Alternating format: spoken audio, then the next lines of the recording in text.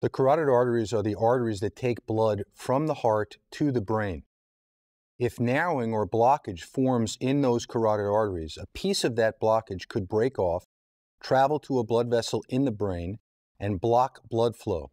This can result in a stroke, and this can be potentially catastrophic. Stroke is a very common problem in the United States. Over 750,000 strokes occur every year, and a quarter of those strokes can result from carotid artery blockage. If you're concerned about carotid artery disease, you should ask your doctor a few important questions. What's my cholesterol? How's my blood pressure? Do I have diabetes? Is cigarette smoking playing a role? And does it matter that one of my relatives had carotid artery blockage in their lifetime? And so if you have a strong family history of artery blockage, especially in someone who's young in your family, that's a significant risk factor for you. If you add on top of that your risk with high cholesterol and high blood pressure, now you're talking about somebody who really is at risk for potentially having carotid artery disease and maybe even suffering a stroke.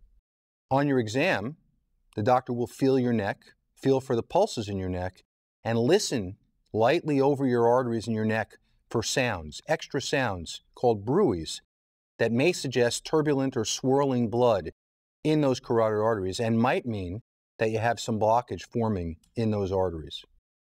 There are many options for the treatment of patients with carotid artery disease. It starts with medical therapy to lower your risk of having progression of artery blockage and maybe even lower your risk of having a stroke. But if the blockage is very severe, oftentimes some sort of invasive treatment will need to be performed, either an operation or a balloon angioplasty and stent procedure. And the specialists at Mass General have really defined this field by performing these procedures very often with great experience.